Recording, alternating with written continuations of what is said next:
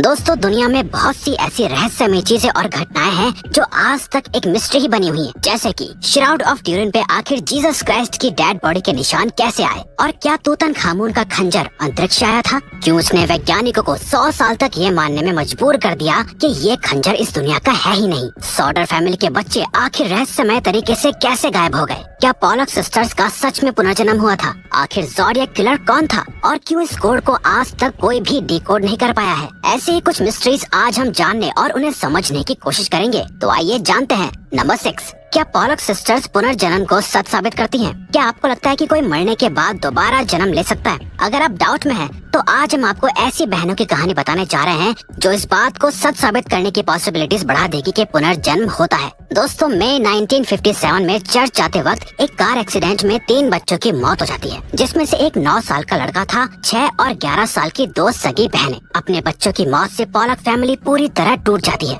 लेकिन इस घटना के 3 साल बाद पॉलक फैमिली में ही 2 जुड़वा लड़कियों का जन्म हुआ। पॉलक फैमिली अपने बच्चों को एक्सीडेंट में खोने के बाद इन लड़कियों के जन्म से बहुत खुश थी। लेकिन जब ये लड़कियां 4 साल की हुई तो वो अपनी 4-5 साल पुरानी बातें याद करने लगी, जो पॉलक फैमिली की उन 2 मरी हुई बेटियों को पता थी। वो उस स्कूल की बातें कर रही थी जहाँ वो कभी गई ही नहीं, लेकिन जिसमें उनकी मरी हुई बेटियां जाया करती थी। इसके अलावा उन दोनों जुड़वा बहनों को कार और रोड से बहुत डर लगता था। जब पॉलक फैमिली ने इन लड़कियों को अपनी मरी हुई बेटियों के खिलौने दिए, तो वो जुड़वा बहनें इन खिलौनों से ठीक वैसे ही खेल रही थी जैसे उनकी मरी हुई बेटियां खेला करती थी। और ये शक यकीन में तब बदला जब उनकी एक बेटी ने अपनी दूसरी बहन के गोद में सिर रखा हुआ था और दूसरी बहन बोल रही थी कि देखो, तुम्हारी आँख से खून आ रहा है और यही तुम्हारा कार से एक्सीडेंट हुआ है। इसके बाद पॉलक फैमिली को भरोसा हो गया था कि ये उनकी मरी हुई बेटियां ही हैं, जिनका पुनर्जन्म हुआ है। पुनर्जन्म की ये घटना वाकई किसी मिस्ट्री से कम नहीं है, क्योंकि इन लड़कियों का जन्म उसी घर और उन्हीं माता पिता से हुआ था। Number 5, the shroud of Turin. दोस्तों, श्राउड ऑफ ट्यूरिन एक 14 फुट लंबा लिनन का कपड़ा है, लेकिन इस कपड़े में कुछ खास है जो आज भी एक मिस्ट्री बना हुआ है। दरअसल इस 14 फुट लंबे कपड़े पर एक आदमी का प्रिंट बना हुआ है, जिसके बारे में कहा जाता है कि ये प्रिंट जीसस क्राइस्ट यानी यीशु मसीह का है, क्योंकि इस कपड़े पर बने हुए प्रिंट पर ठीक वैसे ही बॉडी और घाव के निशान हैं जैसे यीशु मसीह की डेथ से पहले उनके शरीर पर लगे हुए थे। ये कहा जाता है कि जब यीशु मसीह की डेथ हुई थी तो उन्हें इसी कपड़े में लगाया गया था, तभी से ये निशान इस कपड़े पर मौजूद हैं। इस कपड़े को पहली बार 1354 में एक मशहूर योद्धा जोफ्रॉय दी चार्नी के पास देखा गया था, जिसके बाद इस कपड़े को 1578 में ट्यूरिन के कैथेड्रल चर्च में रखा गया था और तभी से इसे श्राउड ऑफ ट्यूरिन कहते हैं। वैसे इस कपड़े को लेकर बहुत सी कहानियां हैं, जिसमें से एक ये है कि जब रोमन्स ने जीसस को क्रूसीफाई किया था, तब जीसस की डेथ के बाद उन्हें पूरे रीति रिवाजों के साथ एक लिनन के कपड़े में लपेटकर दफना दिया गया था। लेकिन इस घटना की सबसे हैरानी की बात ये थी कि जीसस को दफनाने के 3 दिन बाद जब मकबरे का निरीक्षण किया गया तो उनकी बॉडी वहाँ नहीं थी। वहाँ पर वो सिर्फ लिनन का कपड़ा मौजूद था जिसमें जीसस को लपेटा गया था। इसीलिए ऐसा माना जाता है कि ये श्राउड ऑफ ट्यूरिन वही लिनन का कपड़ा है जिसमें जीसस को लपेटा गया था। अब तक इस कपड़े की बहुत सी रिसर्च की जा चुकी है। रिसर्च में पता चला कि इस कपड़े पर कुछ लैटिन और ग्रीक भाषा के वर्ड्स लिखे हुए थे, जिससे ये पक्का हो गया था कि ये कपड़ा 2000 साल पुराना है। लेकिन जब इस कपड़े की कार्बन डेटिंग चेक की गई तो पता चला कि ये कपड़ा 1200 या 1300 ईस्वी का है, जिससे इस कपड़े का जीसस से कोई भी रिलेशन नहीं बन पा रहा था और तभी से ये श्राउड ऑफ ट्यूरिन एक मिस्ट्री बना हुआ है। नंबर 4, आखिर सॉडर चिल्ड्रन कहाँ हैं?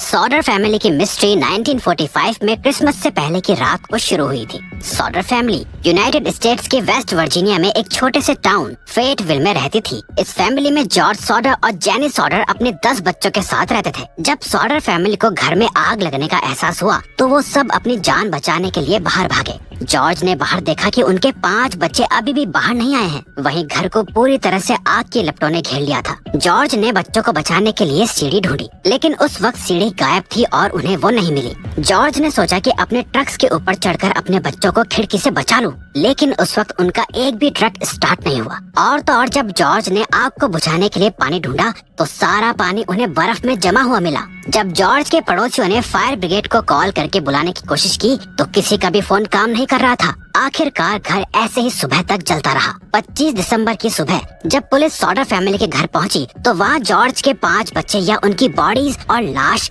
नहीं थी। पुलिस ने अपनी इन्वेस्टिगेशन में पाया कि उस एरिया की सभी टेलीफोन लाइंस कटी हुई थी। जेनी यानी बच्चों की मां से पूछताछ करने पर पता चला कि रात को आग लगने से ठीक 1 घंटे पहले किसी ने उनके घर पर फोन किया था, लेकिन जेनी ने उस वक्त उन सब चीजों पर ध्यान नहीं दिया था और इन्वेस्टिगेशन होने पर पता चला कि एक अनजान आदमी को बहुत दिनों से जॉर्ज के घर के बाहर देखा जा रहा था, लेकिन उस आदमी और सॉडर फैमिली के बच्चों का आज तक कुछ पता नहीं चला है। सॉडर फैमिली ने अपने बच्चों को ढूंढने के लिए हर कोशिश की, लेकिन वो हमेशा नाकामयाब ही हुए।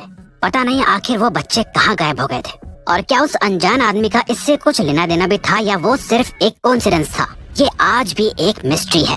नंबर 3, तूतनखामुन का खंजर। फेरोन्स एंशिएंट इजिप्ट के राजाओं को कहा जाता था, और तूतनखामुन फेरोन्स डायनेस्टी का आखिरी राजा था, जिसे किंग तूत के नाम से भी जाना जाता है।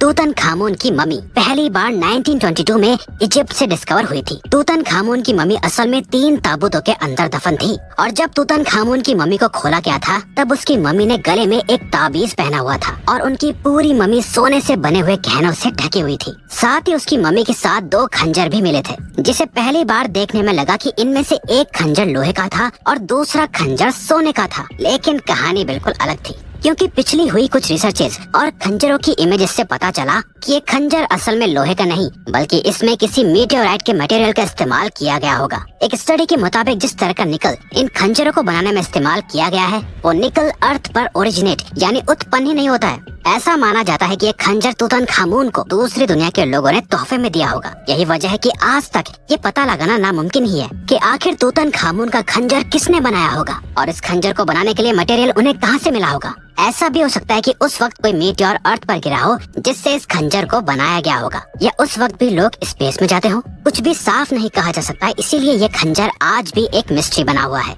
Number 2, the zodiac killer. Zodiac killer की मिस्ट्री असल में 20 दिसंबर 1968 में शुरू हुई थी। 20 दिसंबर 1968 से लेकर 11 अक्टूबर 1969 तक सैन फ्रांसिस्को एरिया में लगभग 5 लोगों का मर्डर हुआ था। दिलचस्प बात यह है कि इन सभी मर्डर्स को एक तरह से किया था। सबसे पहला मर्डर 2 टीनेजर्स का हुआ था, जिन्हें उनकी कार के अंदर गोली मार दी गई थी। दूसरा मर्डर 4 जुलाई 1969 को डार्लिन फेरिन और माइक मचेव का हुआ था, लेकिन माइक इस अटैक से बच गए थे। जिसके बाद एक आदमी ने पुलिस को कॉल करके दोनों मर्डर्स की रिस्पॉन्सिबिलिटी ली। जिसके बाद 1 अगस्त को किलर ने अलग अलग न्यूज़पेपर्स को लेटर भेजकर मर्डर्स की रिस्पॉन्सिबिलिटी ली और इस खबर को पेपर में छापने की डिमांड की, और इस लेटर में ही किलर ने अपना नाम ज़ोडिएक बताया था। लेकिन पुलिस की इन्वेस्टिगेशन में पता चला कि ये लेटर एक झूठ था। जिसके बाद 27 सितंबर को एक और मर्डर हुआ, और इसके बाद 11 अक्टूबर को एक कैब ड्राइवर का मर्डर हुआ, जिसको 3 बच्चों ने अपनी आंखों से देख लिया था। लेकिन उस वक्त किलर का चेहरा ढका हुआ था, और केस आज भी एक मिस्ट्री है।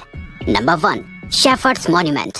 इंग्लैंड में एक स्मारक है जिसे शेफर्ड्स मॉन्यूमेंट कहते हैं। इसे 1763 के आसपास बनाया गया था। इस मॉन्यूमेंट पर निकोलस बुसान की पेंटिंग बनी हुई है, जिसे द आर्केडियन शेफर्ड्स कहते हैं। इस मॉन्यूमेंट के नीचे 10 अक्षर का एक कोड लिखा हुआ है, जिसे आज तक कोई भी डिकोड नहीं कर पाया है। इवन मशहूर बायोलॉजिस्ट चार्ल्स डार्विन ने भी इस कोड को डिकोड करने की कोशिश की थी, लेकिन वो भी इसे डिकोड नहीं कर पाए। बहुत से थ्योरिस्ट का मानना है कि अगर इस कोड को समझ लिया गया तो ये हमें द होली ग्रेल तक ले जा सकता है। खैर 2 सेंचुरीज बीतने के बाद भी इस कोड को कोई डिकोड नहीं कर पाया है। इसे दुनिया का सबसे मुश्किल कोड और मिस्ट्री माना जाता है। तो दोस्तों, ये थी कुछ अनसॉल्व मिस्ट्रीज। अब अगर आपको ये वीडियो अच्छी लगी और आप आगे भी ऐसे ही अमेजिंग वीडियोस देखना चाहते हैं, तो प्लीज हमारे चैनल को सब्सक्राइब और ऑल नोटिफिकेशन बेल को ऑन कर दो, ताकि हमारी फ्यूचर वीडियो का नोटिफिकेशन सबसे पहले आपके पास आए। So till then, keep learning, keep growing.